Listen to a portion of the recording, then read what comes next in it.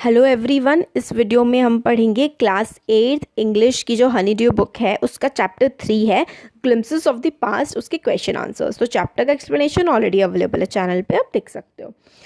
तो देखिए comprehension check वाला जो पेज नंबर 45 है, तो हमें पिक्चर को देखना है। Recall the opening line of the original song in Hindi, who is the singer, who else do you see in this picture. तो पिक्चर को देख के बताना है हमें।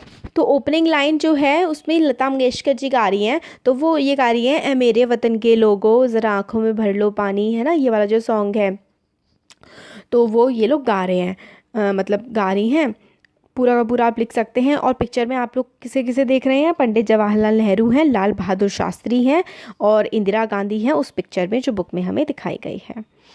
फिर पिक्चर 2 भी दिखाई गई है, आप उसे क्या समझते हैं? What do you understand by the company superior weapon. Second picture दिखाई गई है, कंपनी के जो सुपीरियर वेपन है, इससे आप क्या समझते हो उस चीज़ से?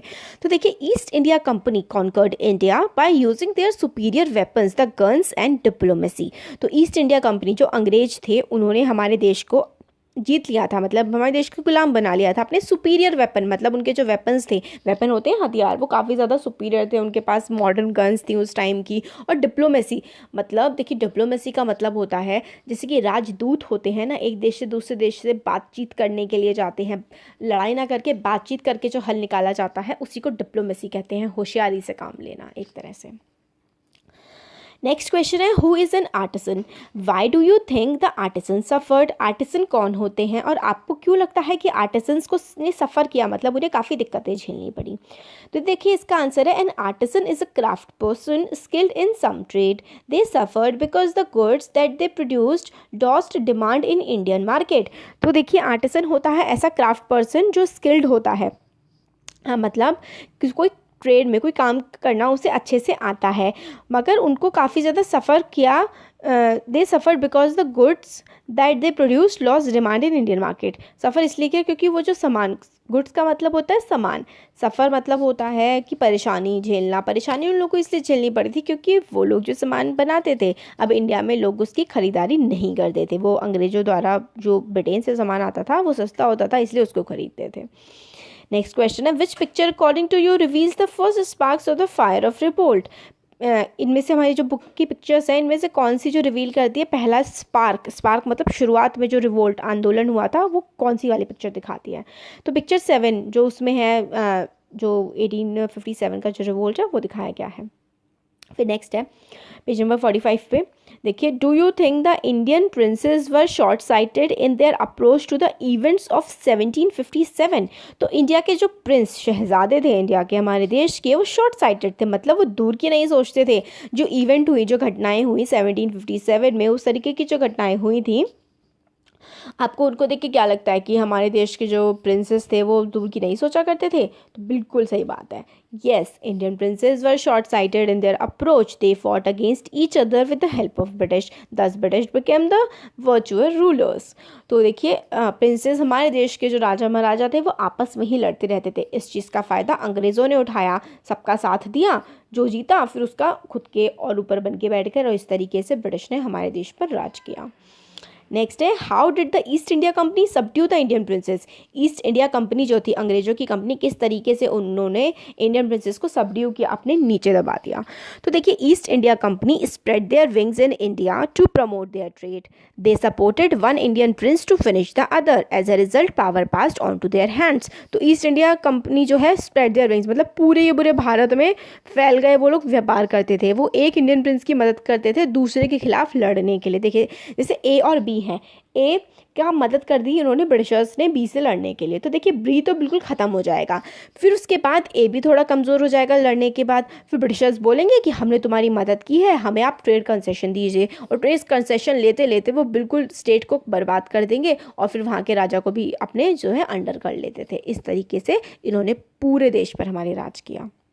नेक्स्ट है quote the words used by Ram Mohan Roy to say that every religion teaches same principle. Raja Ram Mohan Rai ने ऐसे कौन से शब्द बोले थे जिससे हमें समझ में आता है कि हर रिलीजन, हर धर्म जो है एक ही तरीके की बातें बताते हैं।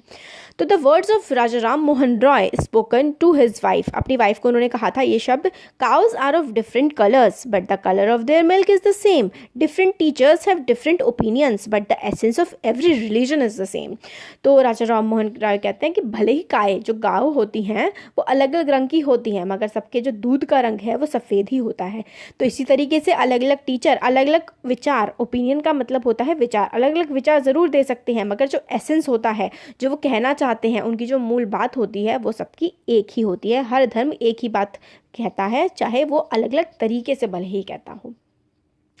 नेक्स्ट है in what ways that the British officers exploit Indians. British officers जो थे किस तरीके से उन्होंने इंडियंस को एक्सप्लॉइट किया। एक्सप्लॉइट करने का मतलब होता है बर्बाद करना। तो British rulers passed a resolution under which an Indian could be sent to jail without trial in the court. तो ब्रिटिशर्स ऐसे रूल्स जो है वो पास करते थे कि मतलब आप जैसे कि जो भी किसी ने कुछ गलत किया है उनकी नज़रों में, तो वो उन्हें जेल भेज देंगे लोगों को, और वो कोर्ट में भी नहीं जा सकता वो इंसान। तो यही होता है sent to jail without trial in the court, मतलब आप ट्राई भी नहीं करेंगे, ट्रायल भी नहीं करने देंगे, वकील नहीं रखने देंगे, कोर्ट में भी नहीं जाने देंगे और सीधे जेल पहुंचा देंगे। तो गुड्स मैन्युफैक्चर इन इंग्लैंड वर, तो एक तो ये तरीका था, ठीक है। दूसरा, goods manufacture in England were exempted from custom duty. देखिए कस्टम ड्यूटी एक तरीके का टैक्स होता है, तो जो गुड्स, सामान मैन्युफैक्चर होता था, बनता था इंग्लैंड में, वो इंडिया ऐसे ही भेज दिया जाता था बिना किसी टैक्स लगाए। अब किसी चीज़ पर कोई टैक्स नहीं लगेगा तो वो सस्ती बिकती थी। तो इंडिया में जो लोग सामान बनाते थे वो महंगा पड़ जाता था, और इसलिए इंडिया का सामान बिकता नहीं था, और फॉरेन से आया हुआ, ब्रिटेन से आया हुआ सामान बिकता था। Officers prospered of the company's loot and their private business flourished. Company की लूट जो मचाते थे कंपनी वाले, हमारे देश से टैक्स वसूलते थे, अपने देश का सामान बेचते थे यहाँ पर, है ना, और प्राइवेट ट्रेड भी करते थे, जो बिजनेस करते थे। कंपनी थी ना पहले तो ये, फिर बाद में तो ब्रिटेन की क्वीन के हाथ में चला गया था, सब पहले कंपनी थी। तो कंपनी के जो ऑफिशियल्स थे वो भी खूब लूट मचाते थे हमारे देश में, और उनका इस वजह से उनका बिजनेस भी खूब फ्लरिश किया। तो ये हो गया, इस तरीके से ब्रिटिश ऑफिसर्स ने हमारे देश को एक्सप्लॉइट किया, जेल भेज देते थे, फिर उसके बाद अपने देश का सामान बेचते थे, और यहाँ पे लोगों से खूब जो है टैक्स भी लेते थे और महंगा सामान बेचते थे। महंगा सामान नहीं, मतलब सस्ता सामान खरीदते थे हमारे देश से, और बाहर जा कर के अपने देश में और दूसरी दुनिया में जा कर के उसको महंगा बेच देते थे। तो इस तरीके से हमारे देश के लोग जो हैं वो काफ़ी बर्बाद होते जा रहे थे। नेक्स्ट है name these people the ruler who fought pitched battle against the British and died fighting. तो कौन से रूलर ने काफ़ी सारी लड़ाइयाँ लड़ी और लड़ाई करते करते जो है उनकी डेथ हो गई। तो देखिए इसका आंसर है टीपू सुल्तान ऑफ मैसूर। टीपू सुल्तान की 1899 में जो है, सॉरी 1899 या 1799 ऐसी कुछ है, इसमें लड़ते लड़ते जो है मृत्यु हो गई थी लड़ाई करते करते, मगर उन्होंने हार नहीं मानी। Person who wanted to reform the society. तो Raja Ram Mohan Roy of Bengal. Reform society मतलब जो समाज में बदलाव, समाज का उत्थान करने का काम किया था राजा राम मोहन रॉय ने। Person who recommended the introduction of English education in India. कौन से पर्सन ने रिकमेंड किया था? तो ये किया था लॉर्ड मैकॉले। मैकॉले मिनट भी आया था इनका, इन्होंने कहा था भाई अंग्रेजी पढ़ाओ इस देश में। देखिए आज हम अंग्रेजी पढ़ रहे हैं फिर। तो person who recommended introduction of English education, ये थे लॉर्ड मैकॉले। नेक्स्ट है two popular leaders who led to revolt. तो चॉइसेस में वेरी, टू पॉपुलर लीडर तो बहुत सारे थे जिन्होंने रिवोल्ट को लिया। तो आप कह सकते हैं जैसे कुंवर सिंह और बेगम हजरत महल और नाना साहेब पेशवा और रानी लक्ष्मीबाई। तो इस तरीके से जिन्होंने पॉपुलर रिवोल्ट जो हुआ था 1857 का, उसका हमें नाम बताने हैं। बहुत सारे लोग थे, तो आप कुंवर सिंह का नाम लिख सकते हैं, बेगम हजरत महल का लिख सकते हैं, झांसी की रानी का लिख सकते हैं, नाना साहब का लिख सकते हैं, ये सब ओके। नेक्स्ट है देखिए two example of social practices prevailing then. Social practice मतलब समाज में जो जो चीज़ें हो रही थी उनके दो एग्जाम्पल देने हैं, क्या क्या हो रहा था। तो अनटचेबिलिटी एंड चाइल्ड मैरिज, बच्चों की मैरिज हो जाती थी 10 से एक, मतलब पैदा होते बच्चों की शादियां कर दिया करते थे 1 साल की उम्र में, 2 साल की उम्र में। और अनटचेबिलिटी मतलब जो शेड्यूल कास्ट हैं आज हमारे देश के, जिनको अनटचेबल्स बोला जाता है, उनको आपको टच नहीं करना, आप उनको टच करेंगे तो पोल्यूट हो जाएंगे, आप गंदे हो जाएंगे, ये सारी मानसिकता पहले चलती थी। तो अनटचेबिलिटी और चाइल्ड मैरिज। नेक्स्ट है two oppressive policies of British. Oppressive मतलब दबाने वाली जो पॉलिसीज़ थी कि हमारे देश को के लोगों को अपनी नहीं चलाने दी जाएगी, वो लोग अपनी चलाएंगे। तो ऐसी 2 ऑप्रेसिव पॉलिसीज़ कौन सी थी? ब्रिटिश मास्टर्स, इसका आंसर है British masters allowed imports in India tax free, they ruined Indian cottage industries. ठीक है, तो एक तो ये हो गया, एक ही लिखा हुआ है सॉरी इसमें, मैं बता देती हूँ आपको। एक तो उन्होंने अपने देश से, ब्रिटेन से यहाँ पे सामान आता था बिल्कुल टैक्स फ्री, सस्ता सामान लो, तो हमारे देश की कॉटेज इंडस्ट्रीज जो छोटी इंडस्ट्री हैं उनको बर्बाद कर दिया, है ना। और 2 ऑप्रेसिव पॉलिसी, एक तो ये होगी टैक्स फ्री ट्रेड होता था, वहाँ से हमारे देश का जो सामान जाता था उस पर टैक्स लगता था, तो वो महंगा हो जाता था, वहाँ जाके तो बिकता नहीं था। और इन्होंने क्या किया, जेल विदाउट ट्रायल, जेल भेज देते थे और कोर्ट में कोई सुनवाई भी नहीं की जाती थी। तो जेल विदाउट ट्रायल और tax free trade from Britain to India.